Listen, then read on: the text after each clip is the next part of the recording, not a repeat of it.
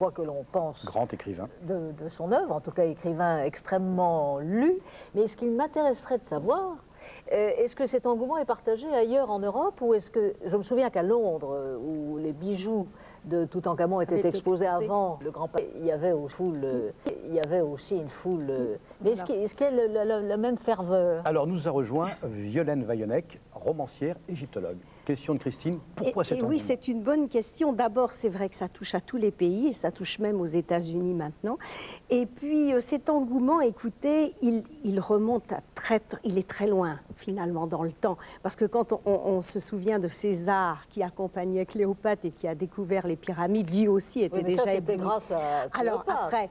Ah, peut-être. C'était l'amour. Peut-être. Non, mais je crois qu'il y avait quand même cet éblouissement, cette grandeur, cette majesté, cette richesse déjà qui existait. Et puis d'un point de vue archéologique, c'est vrai que Bonaparte a beaucoup apporté. Il n'empêche que d'après ce que j'ai pu constater, en dehors du gigantisme qui attire effectivement, et les enfants, on l'a vu d'ailleurs, et les adultes, il y a le côté de la religion des anciens Égyptiens, le côté mystique qui intéresse énormément. Vous savez, quand les lecteurs viennent vers moi, il y a 90% de lecteurs qui me parle justement de cette religion. Il ne faut pas oublier que les anciens Égyptiens ne croyaient pas en la mort. Il y avait donc une continuité de la vie dans un au-delà, paradisiaque de préférence, et donc je crois que ceci attire énormément. Et puis il y a les mystères.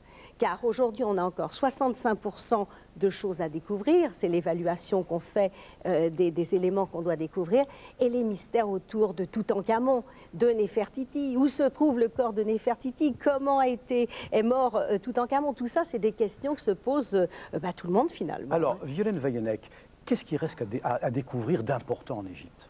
Alors écoutez, d'important, si majeur, vous le dire. Moi je pense qu'à Saqqara on peut encore beaucoup découvrir parce qu'effectivement dans le sable on peut même découvrir une pyramide aussi importante que la pyramide à degrés. Et vous partez à Luxor dans quelques jours? Et moi je pars à Luxor pour continuer le travail. Bien sûr il faut explorer la vallée de l'Ouest qui se trouve à côté de la vallée des rois. On peut encore retrouver des tombes royales bien sûr.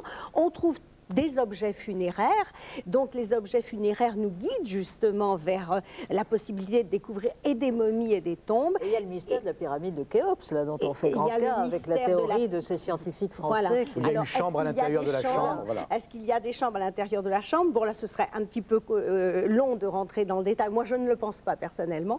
Mais là, en ce moment, moi, ce que je cherche à découvrir, c'est comment et qui Toutankhamon, qui a assassiné Toutankhamon, parce qu'aujourd'hui, effectivement, grâce à des médecins légistes spécialistes dans les momies, on sait que Toutankhamon a été assassiné. Quelles sont les grandes stars de l'époque?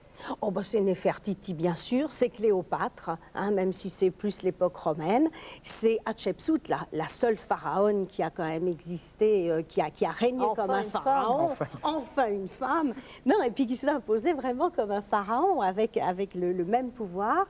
Il y a Toutmosis, le Napoléon de l'Égypte. Aménophis, vous vous souvenez de cette merveilleuse exposition au Grand Palais d'Aménophis III? Est-il exact que les autorités égyptiennes refusent toujours que des tests ADN soient pratiqués sur les momies, et pourquoi? C'est vrai. Alors écoutez, aujourd'hui pour avoir des autorisations, c'est très compliqué, et pour les fouilles, et pour les analyses d'ADN. Alors, en ce qui concerne les momies, et ils n'ont pas tort, il ne faut pas oublier que ce sont quand même des corps humains, donc on les a beaucoup manipulés, on les a beaucoup considérés comme des objets, et aujourd'hui, les Égyptiens veulent que on soit un petit peu plus déférent devant leurs momies, on va dire. Plus respectueux. Plus respectueux. Et c'est vrai qu'ils accordent très très peu d'autorisation pour les recherches scientifiques. Il n'empêche qu'il faut quand même leur expliquer ce que l'on fait régulièrement, que les recherches d'ADN, ça n'abîme pas les momies, et qu'on peut également utiliser le scanner, ce qui nous permettrait d'avancer aussi dans les découvertes. Violaine Vaillonec, merci. Je rappelle le titre de votre dernier ouvrage, paru aux éditions Michel Lafon, Toutankhamon, le pharaon assassiné.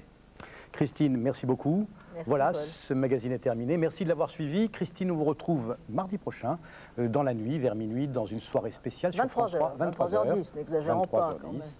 Consacrée aux élections américaines. Vous avez rendez-vous samedi prochain avec Bernard Benjamin pour d'autres événements, d'autres images de la marche du monde et des sociétés.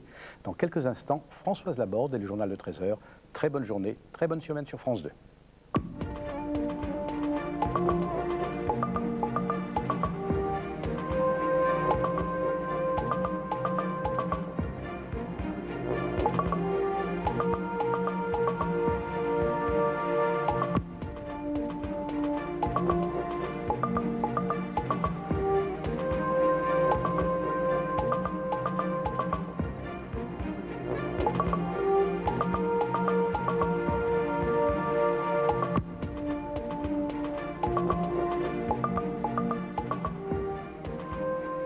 Vous allez assister